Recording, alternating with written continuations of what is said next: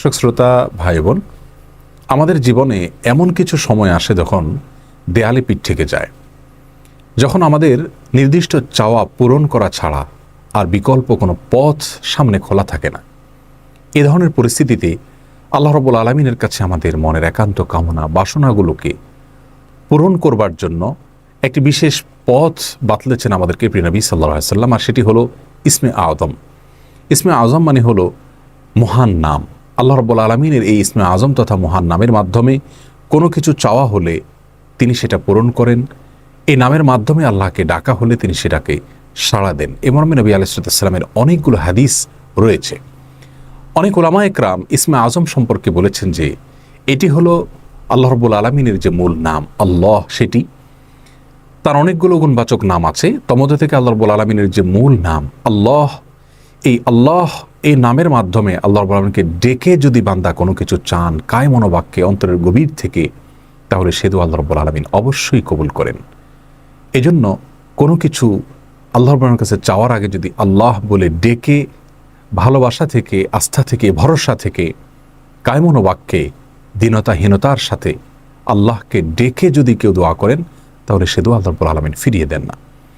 ইসমে আযম সম্পর্কে আরও নির্দিষ্ট করে আমরা নবী আলাইহিস সালামের যে হাদিসটি দেখতে পাই, সেটি তিরমিজিতে বর্ণিত হয়েছে, আরও বিভিন্ন হাদিসের কিতাবে বর্ণিত হয়েছে। সে হাদিস সম্পর্কে বিশ্ববিখ্যাত হাদিসবিদ হাফিজ ইবনে হাজার আল আসকালানী রাহিমাহুল্লাহ ফাথুল বারীতে লিখেছেন যে ইসমে আযম সম্পর্কে সবচেয়ে বিশুদ্ধতম হাদিস হলো এটি।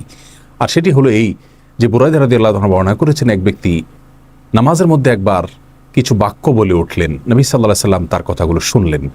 তিনি বলে উঠলেন, আল্লাহুম্মা ইন্নী আসআলুকা বিআন্নী আশহাদু আন্নাকা আনতাল্লাহ লা ইলাহা ইল্লা আনত আল আহাদুস সামাদ আল্লাযী লাম ইয়ালিদ ওয়া লাম ইউলাদ ওয়া লাম ইয়াকুল লাহু কুফুয়ান আহাদ। তার মুখে এই বাক্যগুলো শুনে নবী আলাইহিস সালাম বলেছেন, নিশ্চয়ই এই লোকটি ইসমে আযম পাঠ করেছে। ইসমে আযমের মাধ্যমে আল্লাহ রাব্বুল আলামিনের কাছে কোনো কিছু চাওয়া হলে তিনি সেটা ফিরিয়ে দেন না। এর মাধ্যমে আল্লাহকে ডাকলে তিনি অবশ্যই তাতে সাড়া দেন। এই হাদিসের ভিত্তিতে অনেক মুহাদ্দিসিন ইকরাম বলেছেন এটি হলো সেই দোয়া যেটাকে ইসমে আযম বলা হয়, যার মাধ্যমে এটি পাঠ করার পর আল্লাহর কাছে কোনো কিছু পেশ করলে সেটাকে অবশ্যই আল্লাহ তাআলা পূরণ করেন। মনের যে কোনো ভালো আশা আল্লাহ তাআলা পূরণ করে থাকেন।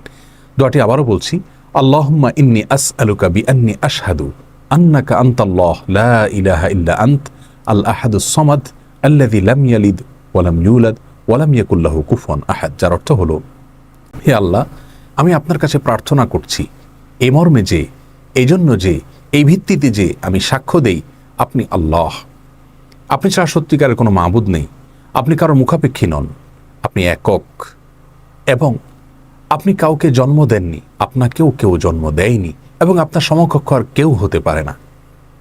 এই বাক্যগুলো পাঠ করে আল্লাহর বড়ের কাছে কোনো চাওয়া পেশ করলে তিনি অবশ্যই সেটি পূরণ করেন। কেউ যদি অত্যন্ত সংক্ষেপে ইসমে আযমের মাধ্যমে দোয়া করতে চান, তাহলে তিনি আল্লাহ রাব্বুল আলামিনের প্রতি আন্তরিকতা, ভালোবাসা, শ্রদ্ধা, বিশ্বাস, ভক্তি এবং ভরসা রেখে আল্লাহকে ডেকে ডেকে মায়ার সাথে, মমতার সাথে আল্লাহর অনুগ্রহগুলোর কথা স্মরণ করে আল্লাহকে ডেকে ডেকে তার মনের চাওয়াগুলো পূরণ করবেন। এটা হবে ইসমে আযমের সবচেয়ে ছোট ভার্সন। আর যদি কারোর হাতে সময় থাকে, তাহলে তিনি ইসমে আযমের যে দোয়াটি আমরা কথা বলেছি, আল্লাহুম্মা ইন্নী আসআলুকা বিআন্নী আশহাদু আন্নাকা আনতাল্লাহ লা ইলাহা ইল্লা আনত আল আহাদুস সামাদ আল্লাযী লাম ইয়ালিদ ওয়া লাম ইউলাদ ওয়া লাম ইয়াকুল লাহু কুফুয়ান আহাদ। এই দোয়াটা তিনি পাঠ করবেন, করে আল্লাহর কাছে তার চাওয়া পেশ করবেন। জীবনের কঠিন মুহূর্তগুলোতে বিশেষ করে এই ইসমে আযম পাঠ করে আল্লাহর কাছে দোয়া করব, সেটা অবশ্যই আল্লাহ তাআলা কবুল করবেন যদি দোয়ার মৌলিক শর্তগুলো আমরা পূরণ করে থাকি। হালাল বক্ষণ করা, কায় মনোবাক্যে দোয়া করা এবং দোয়ার ক্ষেত্রে আন্তরিকতা এবং ঐকান্তিকতা থাকা, এই বিষয়গুলোকে যদি খেয়াল করে আমরা দোয়া করি, ইনশাআল্লাহ বিইذনিল্লাহ আল্লাহ তাআলা আমাদের সে দোয়া পূরণ করবেন।